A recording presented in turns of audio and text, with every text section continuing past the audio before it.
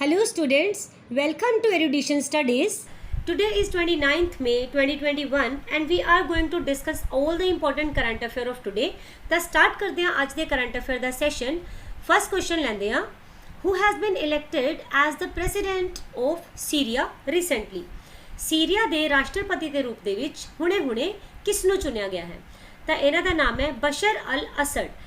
ਬਸ਼ਰ ਜੀ ਨੂੰ ਲਗਾਤਾਰ ਚੌਥੀ ਵਾਰ ਐਜ਼ ਅ ਪ੍ਰੈਸੀਡੈਂਟ ਉੱਥੇ ਚੁਣਿਆ ਗਿਆ। ਓਕੇ, ਜਦੋਂ ਇਹਨਾਂ ਦੇ ਇਲੈਕਸ਼ਨਸ ਦਾ ਰਿਜ਼ਲਟ ਆਇਆ ਤਾਂ ਲੋਕਾਂ ਨੇ ਬਹੁਤ ਲਾਰਜ ਸਕੇਲ ਦੇ ਉੱਪਰ ਪ੍ਰੋਟੈਸਟ ਕਰਨਾ ਸਟਾਰਟ ਕਰ ਦਿੱਤਾ। ਕਿਉਂ? ਕਿਉਂਕਿ ਇਹਨਾਂ ਨੂੰ ਇਲੈਕਸ਼ਨਸ ਦੇ ਵਿੱਚ 95% ਤੋਂ ਵੀ ਜ਼ਿਆਦਾ ਵੋਟਾਂ ਮਿਲੀਆਂ ਸੀ। ਇਸ ਲਈ ਕਿਹਾ ਜਾ ਰਿਹਾ ਸੀ ਕਿ ਇਹ ਜੋ ਚੁਣਾਵ ਹੈ ਇਹ ਫੇਅਰ ਨਹੀਂ ਹੋਏ, ਬਟ ਬਹੁਤ ਜ਼ਿਆਦਾ ਪ੍ਰੋਟੈਸਟ ਤੋਂ ਬਾਅਦ ਵੀ ਹੁਣ ਇਹ ਪ੍ਰੈਸੀਡੈਂਟ ਬਣ ਚੁੱਕੇ ਹੈ ਐਂਡ ਇਹਨਾਂ ਨੇ ਹੁਣ ਲਗਾਤਾਰ 7 ਸਾਲ ਦੇ ਲਈ ਪ੍ਰੈਸੀਡੈਂਟ ਦੀ ਸੀਟ ਦੇ ਉੱਪਰ ਕੰਮ ਕਰਨਾ ਹੈ।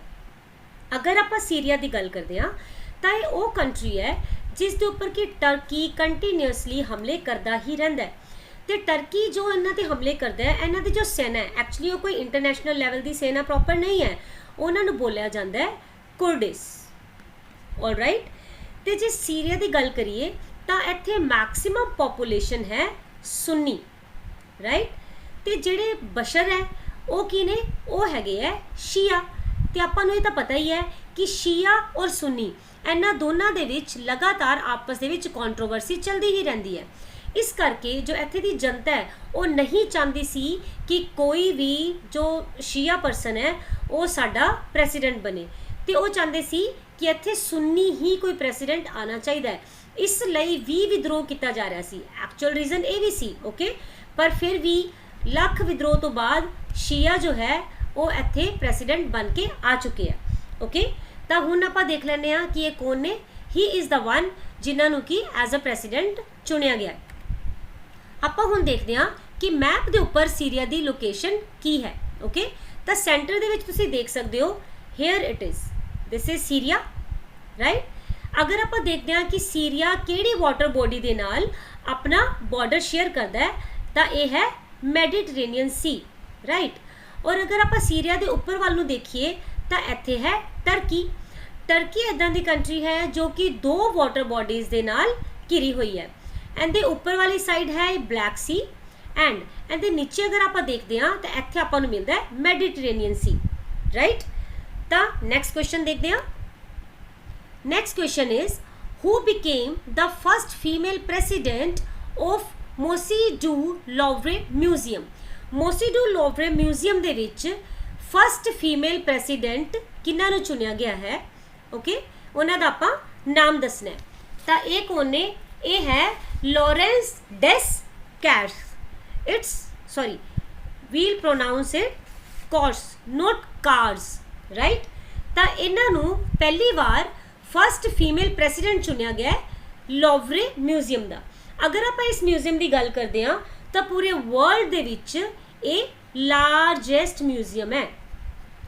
ਇਸ ਲਈ ਵੀ ਇਹ ਨਿਊਜ਼ ਇੰਪੋਰਟੈਂਟ ਹੋ ਜਾਂਦੀ ਹੈ। ਤੁਹਾਨੂੰ ਡਾਇਰੈਕਟ ਇਹ ਕੁਐਸਚਨ ਆ ਸਕਦਾ ਹੈ ਕਿ ਵਰਲਡ ਦਾ ਲਾਰਜੈਸਟ ਮਿਊਜ਼ੀਅਮ ਕਿਹੜਾ ਹੈ, ਤਾਂ ਤੁਸੀਂ answer ਲਗਾਓਗੇ ਲੋਵਰੇ museum.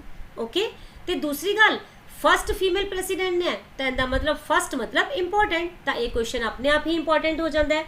Second thing, largest ਤਾਂ ਇਹ ਹੈ ਹੀ, ਪਰ ਇਹਦੇ ਨਾਲ ਨਾਲ ਵਰਲਡ ਦੇ ਵਿੱਚ ਸਭ ਤੋਂ ਜ਼ਿਆਦਾ ਜੋ ਯਾਤਰੀ ਹੈ ਉਹ ਇੱਥੇ ਘੁੰਮਣ ਲਈ ਆਉਂਦੇ ਪੈਰਿਸ ਦੇ ਵਿੱਚ, ਜੋ ਕਿ ਫਰਾਂਸ ਦੀ ਰਾਜਧਾਨੀ ਹੈ, ਰਾਈਟ। ਤਾਂ ਇਸ ਮਿਊਜ਼ੀਅਮ ਦੇ ਵਿੱਚ ਇਹ ਕਾਰਨਾਮਾ 228 ਸਾਲਾਂ ਦੇ ਇਤਿਹਾਸ ਦੇ ਵਿੱਚ ਪਹਿਲੀ ਵਾਰ ਹੋਇਆ ਹੈ। ਮਤਲਬ 228 ਸਾਲਾਂ ਵਿੱਚ ਪਹਿਲੀ ਵਾਰ ਕਿਸੇ ਫੀਮੇਲ ਪ੍ਰੈਸੀਡੈਂਟ ਦੀ ਨਿਯੁਕਤੀ ਐਜ਼ ਅ ਪ੍ਰੈਸੀਡੈਂਟ ਇਸ ਮਿਊਜ਼ੀਅਮ ਦੇ ਵਿੱਚ ਕੀਤੀ ਗਈ ਹੈ। ਇਹਨਾਂ ਨੇ ਕਿਹਨਾਂ ਨੂੰ ਸਕਸੀਡ ਕੀਤਾ? ਤਾਂ ਇਹਨਾਂ ਤੋਂ ਪਹਿਲਾਂ ਜੋ ਪ੍ਰੈਸੀਡੈਂਟ ਸੀ ਉਹ ਸੀ ਜੀਨ ਲੂਈ, ਰਾਈਟ।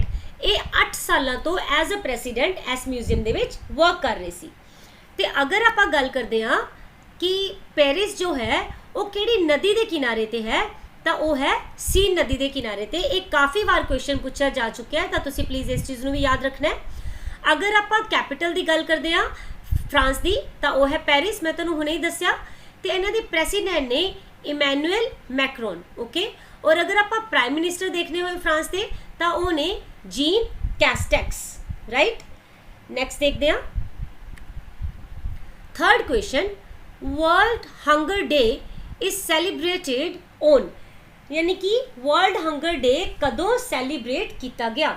तो इहदा आंसर है 28 ऑफ मे, राइट। 28 मई नूं वर्ल्ड हंगर डे सैलीब्रेट किया गया। एंड द थीम की सी, क्योंकि जदों भी तुसी कोई इंपॉर्टेंट डे देखते हो, अगर उनका थीम अनाउंस किया गया होए तो तुहानूं जरूर पता होना चाहिए, याद होना चाहिए। तो वर्ल्ड हंगर डे का जो थीम है यह है एक्सेस एंड्स हंगर, ओके। तो पहली बार हंगर डे कदों मनाया गया सी? 2011 यानी कि 2011 दे विच। अगर आप गल करते हैं कि इस बारी जो इन्हां वालों लिस्ट जारी की गई उस दे अकॉर्डिंग मैक्सिमम जो फूड की वेस्टेज है वो किहड़ी कंट्री दे विच हुंदी है? तो वो हुंदी है USA दे विच, ओके। नो डाउट इंडिया दे विच भी बहुत ज़्यादा हाई लैवल के उपर आप कह सकते हैं कि फूड की वेस्टेज की जाती है, राइट, जो कि एक अच्छी चीज़ नहीं है। तो अगर आप global hunger index they which India का रैंक देखते हैं तो वो है 94th आउट ऑफ 107। तो तुसी समझ सकते हो कि अपनी स्थिति कितनी ज़्यादा खराब है। हुण आप देख लें SDG, that is sustainable development goals, okay. इन्हों पूरा करन दा जो साल मिथ्या गया है वो है 2030, यानी कि 2030 तक SDG दे 17 जो गोल है वो सारे पूरे वर्ल्ड द्वारा पूरे कर ले जाएंगे। ये अपने वालों गोल लिया गया वर्ल्ड वालों, राइट। बट ये किया जाएगा या नहीं, होएगा या नहीं, ये फ्यूचर च भी देखना होएगा। इत्थे ये चीज़ बहुत ज़्यादा इंपॉर्टेंट क्वेश्चन बन के आती है कि हंगर नू खत्म करने दे लई अपना जो SDG इंडेक्स है ये विच किन्ने नंबर वाला जो गोल है वो आंदा है। तो गोल नंबर जो 2 है SDG का, उहदे विच बोलिया गया है कि हंगर नू पूरी तरह खत्म कर दिता जाएगा, राइट। नेक्स्ट क्वेश्चन देखते हैं।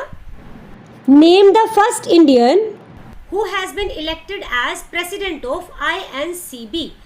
पहले भारतीय का नाम दसना है जिन्होंने कि INCB के प्रेसिडेंट के तौर पर चुनिया गया, ऑलराइट। She is Jagjit पवाडिया।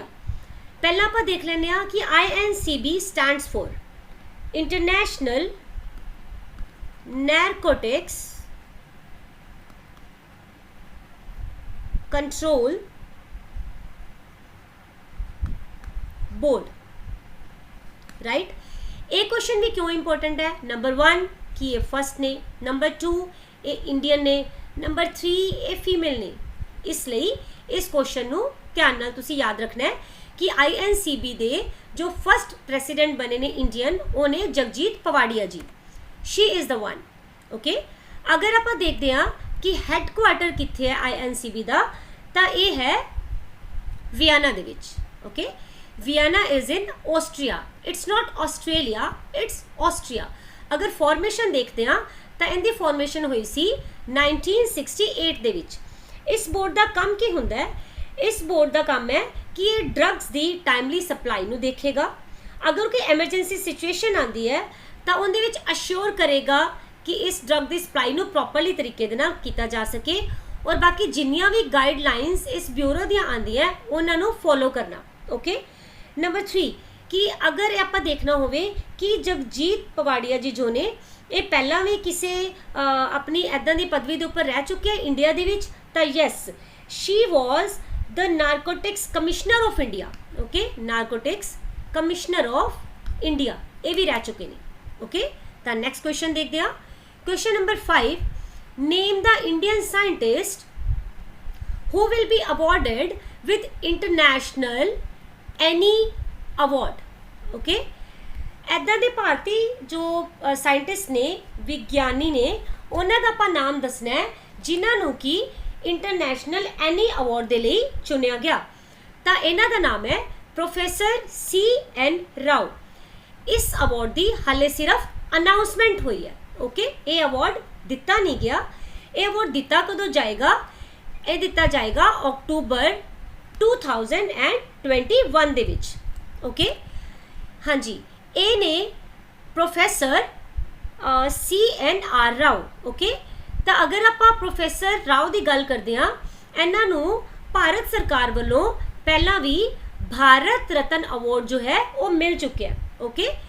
तो अगर आप देखना होए कि एग्जैक्टली 2021 अक्टूबर ਦੇ ਵਿੱਚ ਜਦੋਂ ਇਹ ਅਵਾਰਡ ਦਿੱਤਾ ਜਾਏਗਾ ਤਾਂ ਇਹ ਕਿਹੜੀ ਜਗ੍ਹਾ ਤੇ ਦਿੱਤਾ ਜਾਏਗਾ ਤਾਂ ਇਹ ਹੈ ਕੁਇਰੇਲਨ ਪੈਲੇਸ ਓਕੇ ਜੋ ਕਿ ਰੋਮ ਇਟਲੀ ਦੇ ਵਿੱਚ ਹੈ ਠੀਕ ਹੈ ਇਟਲੀ ਦੀ ਰਾਜਧਾਨੀ ਰੋਮ ਦੇ ਵਿੱਚ ਅਗਰ ਆਪਾਂ ਦੇਖਦੇ ਹਾਂ ਕਿ ਪ੍ਰੈਜ਼ੀਡੈਂਟ ਕੌਣ ਨੇ ਇਟਲੀ ਦੇ ਤਾਂ ਹੀ ਇਜ਼ ਸਰਜੀਓ ਮੈਟਰੇਲਾ ਓਕੇ ਤਾਂ ਇਹ ਮੈਂ ਤੁਹਾਨੂੰ ਪਹਿਲਾਂ ਹੀ ਦੱਸ ਦਿੱਤਾ ਕਿ ਇਹ ਅਵਾਰਡ ਅਕਤੂਬਰ 2021 ਦੇ ਵਿੱਚ ਦਿੱਤੇ ਜਾਣਗੇ ਤੇ ਇਹ ਅਵਾਰਡ ਇਹਨਾਂ ਨੂੰ ਮਿਲ ਕਿਸ ਲਈ ਰਿਹਾ ਹੈ ਤਾਂ ਜਿਹੜੇ ਮਿਸਟਰ CNR ਰਾਓ ਨੇ ਇਹਨਾਂ ਨੇ ਰੀਨਿਊਏਬਲ એનર્ਜੀ ਰਿਸੋਰਸਿਸ ਦੇ ਉੱਪਰ ਕਾਫੀ ਜ਼ਿਆਦਾ ਕੰਮ ਕੀਤਾ ਹੈ એનર્ਜੀ ਦੀ ਸਟੋਰੇਜ ਦੇ ਫੀਲਡ ਦੇ ਵਿੱਚ ਕਾਫੀ ਜ਼ਿਆਦਾ ਕੰਮ ਕੀਤਾ ਹੈ ਅਗਰ ਆਪਾਂ ਪਾਰਟਿਕੂਲਰਲੀ ਗੱਲ ਕਰੀਏ ਤਾਂ ਪ੍ਰੋਫੈਸਰ ਰਾਓ ਜੋ ਨੇ ਉਹ ਹਾਈਡਰੋਜਨ